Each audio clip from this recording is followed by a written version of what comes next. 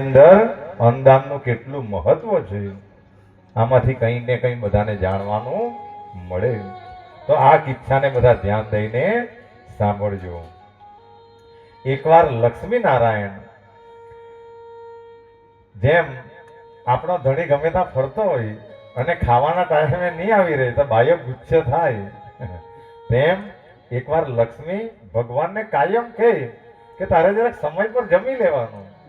પણ ભગવાન એમ કહે કે હજુ મારે બે જીવ ખાવાના બાકી છે, એ ખાઈ લે પછી મેં ખામ. એટલે એમાં કોઈ વાર લેટ પણ થઈ જાય ને કોઈ વાર જલ્દી પણ થઈ જાય. એટલે લક્ષ્મી કોઈ વાર અકળાઈ જાય કે તમે એવા છે કે અમારે બીજા કામો હોય અને તમે સમય પર ખાય નહીં એટલે મને તકલીફ થાય. પણ ભગવાન એવું કહે કે એક જીવ બી બાકી રહે ત્યાં સુધી મેં ખાઈ શકતો નથી.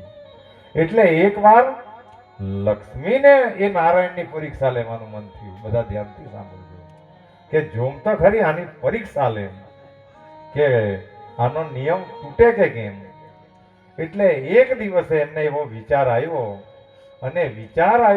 અને એમને એક કીડીને પકડીને એક કંકુવાળી ડબ્બી ખાલી હતી તેમાં એને કંકુ પૂરો થઈ ગયેલો. એટલે આપણી બહેનો કેવી કરે કઈ પૂરું થાય એટલે તેને બાજુએ મૂકી દે ને બીજી ડબ્બી લઈ આવે. એટલે એ કંકુવાળી ડબ્બીમાં એ કીડીને પૂરી દીધી અને ઉપરથી બંધ કરી દીધી. એને તો પરીક્ષા લેવાની હતી. એટલે એમણે વિષ્ણુ ભગવાનને એમ કહ્યું કે ચાલો જમી લેવું.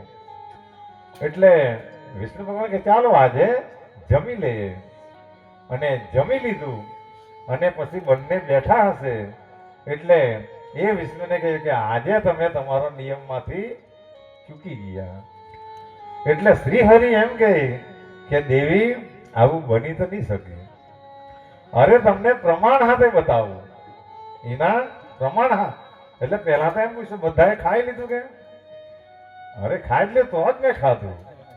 પણ આજે તમારા નિયમમાંથી તમે ચૂક્યા તો એની સબૂતી સાથે મેં તને બતાવું.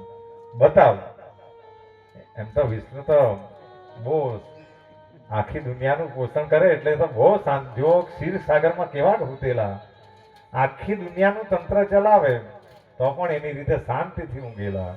અને આપણે ખાલી એક જગ્યાએ નોકરી કરવાની તેમાં કેટલી ઉત્પાતો થાય, કેટલી ઉથલપાથલ થાય. એટલે શ્રી હરિએ આપણે તો ખાલી 2-5 જણને ઘેરે પોહવાના તેમાં પણ આપણી દશા બગડી જાય તો આની શું દશા થતી હશે કે આખી દુનિયાનું. અને આપણે તો કોઈ 2-4 જણા નહીં ખાય તો આપણે ખાઈ લઈએ.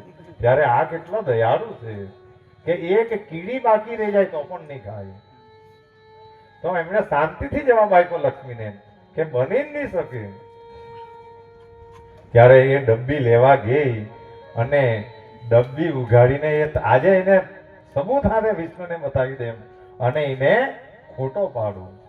પણ જ્યારે ડબ્બી ખોલીને જોઈ તો એ ડબ્બીની અંદર એક ચોખો હતો, એક અનાજનો દાણો હતો અને એના પર એ કીડી મસ્ત રીતે ખાઈને આરામ કરતી હતી. આ દ્રશ્ય જોઈને લક્ષ્મીનું અભિમાન ઉતરી ગયું કે મેં કઈ આની પરીક્ષા લીધી પણ મેં એવું કરતી હતી કે મેં જ મહાન છે. પણ ભગવાનને તુલે કોઈ પણ જો ભગવાન એટલે ભગવાન. શક્તિ વગર શિવ ભલે સબ સમાન પણ શિવ એટલે શિવ. કારણ કે શિવની વાત સતી નહીં માન ભલે શક્તિશાળી છે પણ વાત નહીં માનવા ગઈ એટલે બળીને ખાક થઈ ગઈ. એટલે આ દુનિયાની અંદર બાઈઓ ગમે એટલી હોશિયાર હોય પણ એનો જ પતિ એટલે પતિ, એનો જ પતિ પરમેશ્વર. જો આ બધી અંદરથી આ બધા રત્નો શીખવા જેવા છે. તો લક્ષ્મીનું અભિમાન ઓગળી ગયું કે ભગવાન એટલે ભગવાન, કે મેં એટલી સ્વસ્થતાથી આની પરીક્ષા લીધી પણ આ તો મેં જૂઠી પડી ગઈ. તો એમણે એ વિષ્ણુને પ્રશ્ન કર્યો કે મને એ ખબર નહીં પડી કે આ અંદર ચોખ્ખો આવ્યો ક્યાંથી. મને એક તું ખાલી કહી દે કે તો મારું મનનું સમાધાન થઈ જાય. તો ત્યારે વિષ્ણુએ એ લક્ષ્મીને એમ કહ્યું કે એ લક્ષ્મી, જે દાડે તને ખાલી વિચાર આવેલો ને, બધા ધ્યાનથી સાંભળજો, કારણ કે આ તો અંતર્યામી. એવું કહેવાય કે એક કીડીને ઝાંઝર પહેરાવે, કીડીને ઝાંઝર પહેરાવી શકાતા નથી, પણ કીડીને ઝાંઝર પહેરાવે તો તેનો પણ અવાજ સાંભળવા વાળો. તો એ અંતર્યામી એ વિષ્ણુએ એમ કહ્યું લક્ષ્મીને કે એ લક્ષ્મી, જે દાડે તને વિચાર આવેલો કે મેં વિષ્ણુની પરીક્ષા લેવાની, તે પહેલા જ જે દિવસે વિચાર આવેલો તે દિવસે તું ચાંદલો કરતી હતી, એટલે તારા કપાળમાંથી તું જ્યારે આ ખખેરો તેની સાથે ચોખો પણ મેં ખખેરી લાગેલો કે તું પરીક્ષા લેવાની હતી મારી. એ દિવસ તો પછી આવે, અને તે પણ પરીક્ષા હું લેવાની હતી કે કીડીને અંદર મૂકવાની હતી. એટલે આ વિચારની ભગવાનને ખબર હતી, એ પહેલા જ કીડીની વ્યવસ્થા એને પેલા કરી દીધેલી.